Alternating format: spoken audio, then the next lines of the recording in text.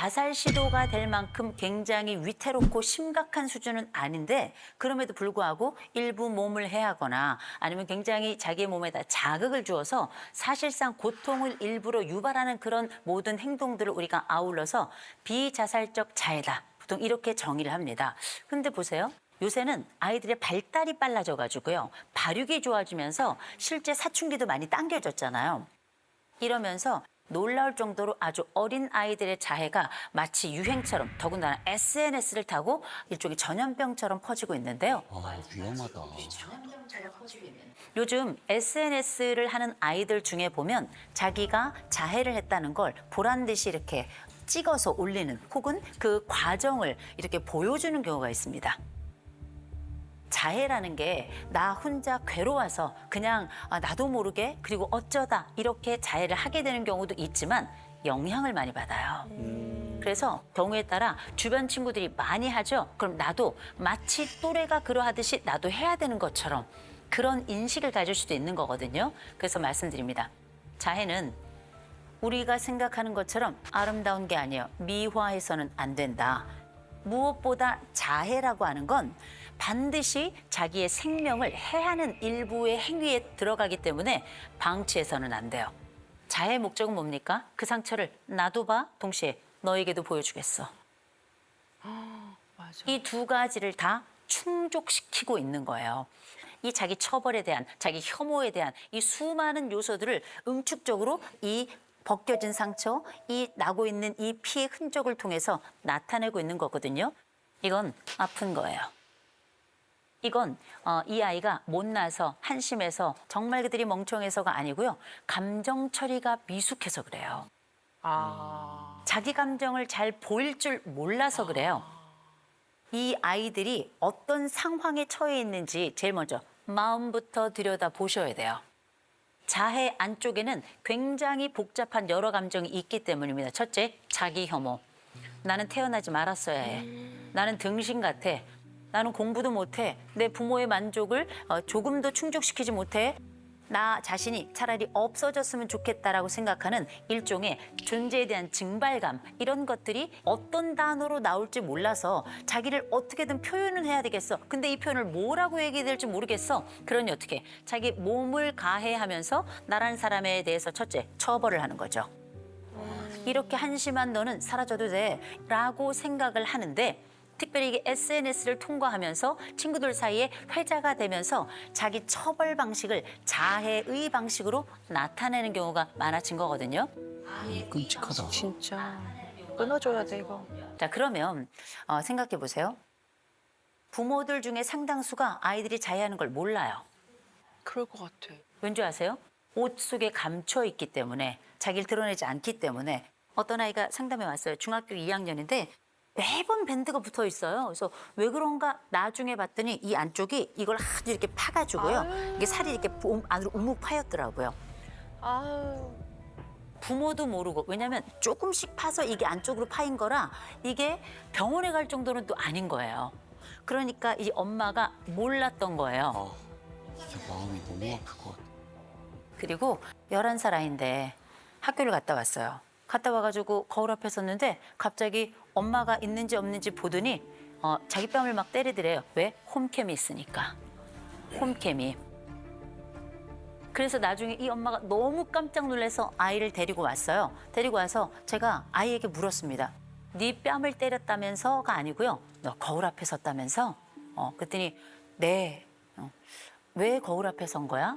저는 맞아야 돼요. 어머머머머머. 그럴 수 있어? 그렇게 생각할 수 있는데 왜 거울 앞에 섰니? 다른 사람은 저를 때리지 않으니까요.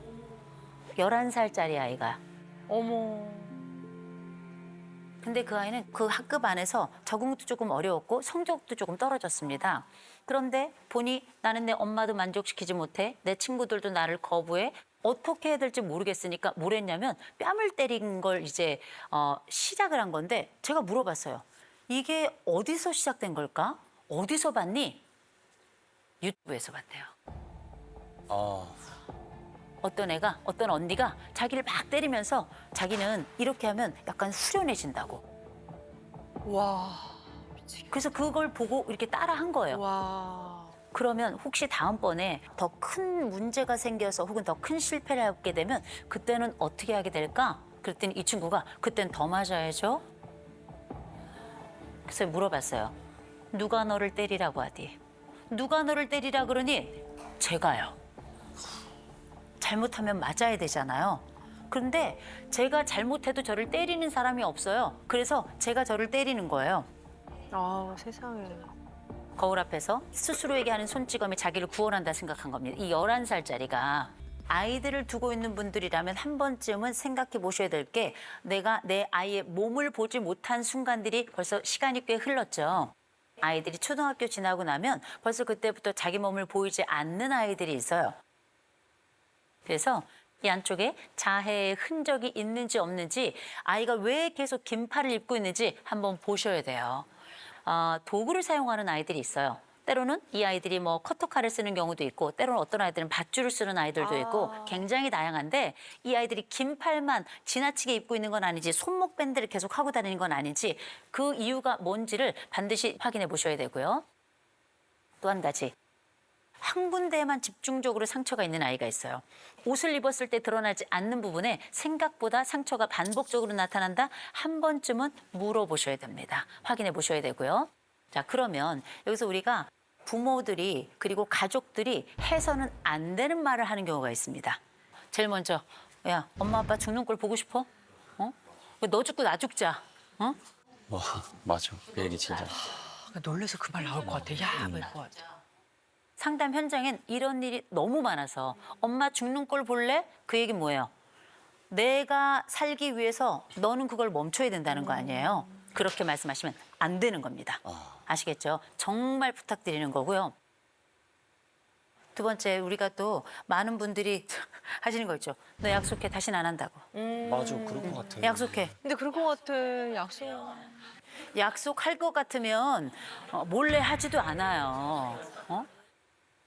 여러분 기억하실 게 이 아이들은 아주 꽤 장기간 상담을 받아야 되는 아이들입니다. 전문가에게 요청하는 거 굉장히 중요하다고 말씀드립니다.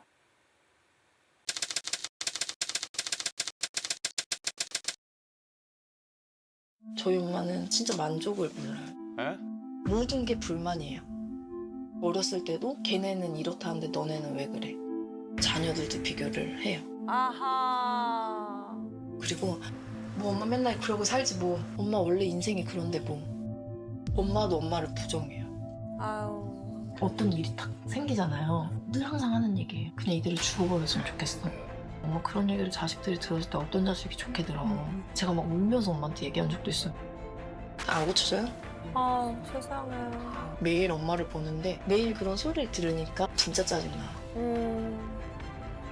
진짜 이해할 수가 없어요 지금. 답답해 죽겠어요. 야. 네, 홍영희입니다. 네, 좋습니다. 우리 따님이요. 저는 39살 정연주입니다. 네. 아니 그 어머님께서 남들이랑 또 가족들이랑 이렇게 비교하는 말도 자주 하신다고. 비교가 좀 힘든데. 예를 들어서 저는 직업이 군인이에요.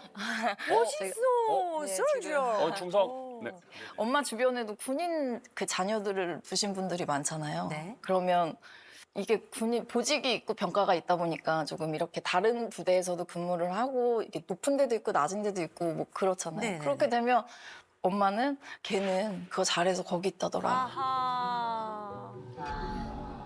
그런 말을 들을 때 되게 저 자신이 아닌 걸 알면 그런 말을 들을 때 되게 저 자신이 아닌 걸 알면서도 되게 작아지거든요. 괜히 엄마한테 미안해지고 그런 비교도 많이 하시고요. 그리고 제가 결혼을 10년 전에 했거든요. 10년 전에 결혼을 할 때 저희는 양쪽 부모님한테 손을 안 벌리고 그렇게 저희 돈으로만 결혼을 했어요. 대단하다. 왜 훌륭하시네. 네, 그렇게 해서 저희는 최소화해서 딱 해야 될 것만 하고 그렇게 결혼을 했는데 다 그렇게 해서 잘 결혼을 준비를 하는데 엄마가 어느 날 그러시는 거예요. 걔는 그거 받았다던데 너는 뭐가 모자라서 왜 그것도 못 받아? 이렇게 얘기를 하는 거예요. 이렇게 얘기가 하다 보면 엄마가 니네를 그렇게 못 키워서 그래.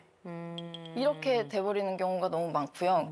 엄마가 이렇게 말씀을 들어보니까 신세한탄을 좀 많이 하시는 것 같은데 주로 어떤 말씀을 그렇게 하세요? 일단 엄마는 가난한 남자랑 결혼해서 어렵게 힘들게 살았다. 지금 40년이 넘도록 하루도 돈 걱정을 안 하고 산 날이 없을 정도로 힘들게 살았다. 뭐 이런 이야기를 많이 하세요. 그리고 뭐 예전에 그냥 아빠랑 이혼하고 나갔어야 됐을 것 같은데 엄마 이대로 눈 감고 싶어. 내일이 안 왔으면 좋겠어. 이런 말씀도 많이 하시고요.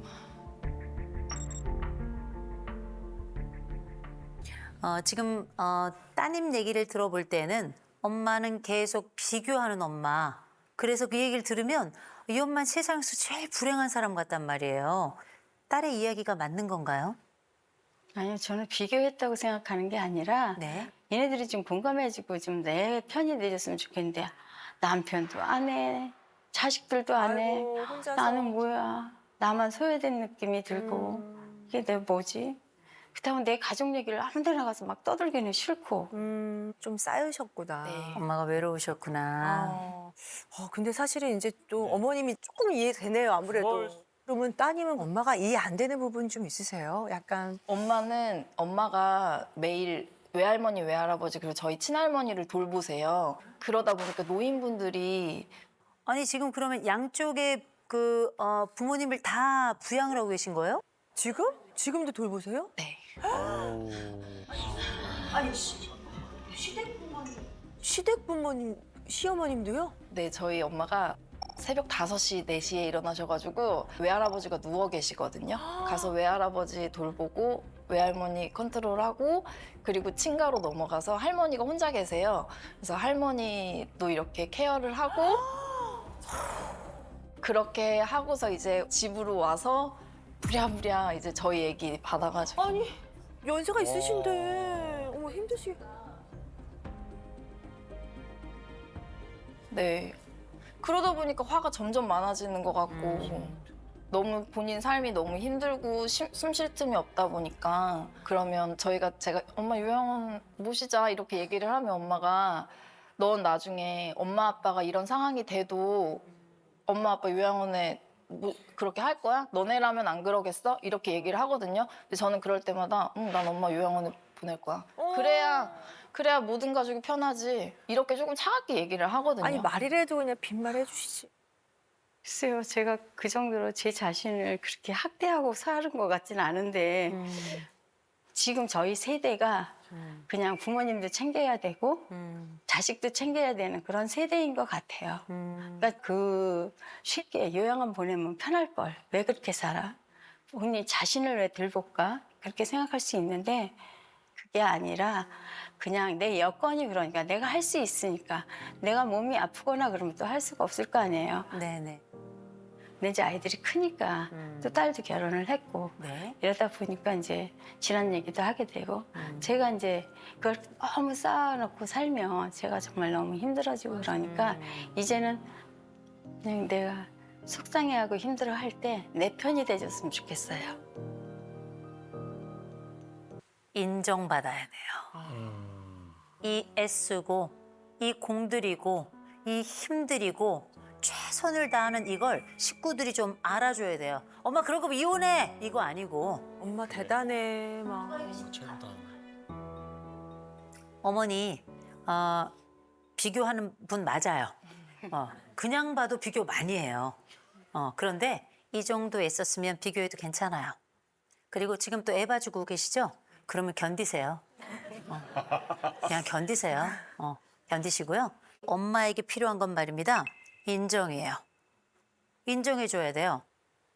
엄마는 딸에게 화를 낸 건 아니에요. 그러나 내 마음을 몰라주는 딸에겐 화가 난 게 맞아요. 엄마 힘들었지? 아유 또 오늘 우리 할아버지가 또 우리 엄마 또 심장 뭐 두근반 세근반 하겠네. 엄마 애썼다. 아유 엄마 일로 와. 내가 머리 빗겨줄게. 아유 엄마 이럴 땐 머리 마사지가 최고다. 이런 얘기를 하는 딸이 있었으면 그런 동생이 있었으면 하는 게 바로 엄마의 다른 방식의 읍소였던 거죠. 어머니가 문장완성 검사에 지금도 두렵고 생각하고 싶지 않고 잊고 싶었던 거, 내 아이를 잃어버렸던 일.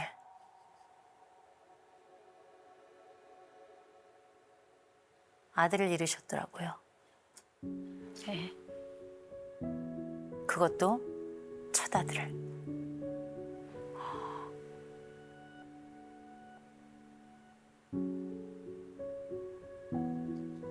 이 고집스러운 집안에 그 첫 아들이 장손이었는데 이렇더라고요. 3개월밖에 안 된 아이였는데 산사태가 나서 이 딸이 자기가 아들 대신 태어난 걸 알고 있어요. 그래서 자기도 모르게 이 엄마 옆에 들러붙어 있는 거예요. 내 오빠 대신 내가 태어났어. 그래서 나는 강인해야지. 오빠를 대신해야지.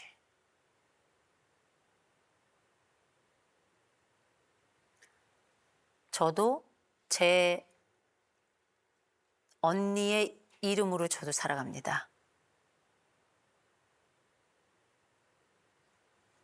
태어나 빛을 얼마 못 보고 돌아간 언니 대신 두 사람의 몫으로 저도 살아가고 있는데, 그러나 전 언니를 기억하지 않아요. 저는 그냥 저로 살아가요. 그러니 딸도 그러하길 바랍니다.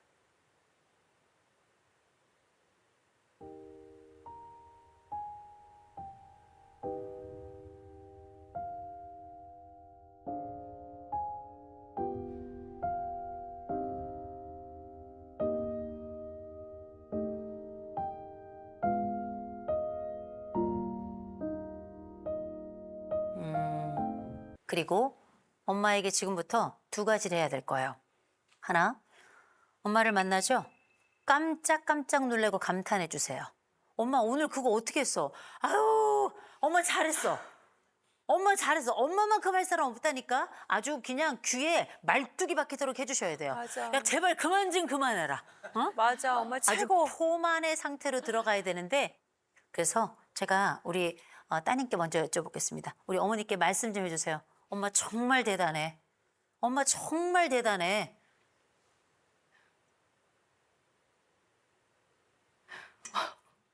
엄마 진짜 대단해. 어머, 할 수 어머니 있을 좋아하시는 것 거 같아. 봐. 좋아하는 거. 엄마 힘들었지? 엄마 너무 고생했어. 이 얘기 해주시면 돼요.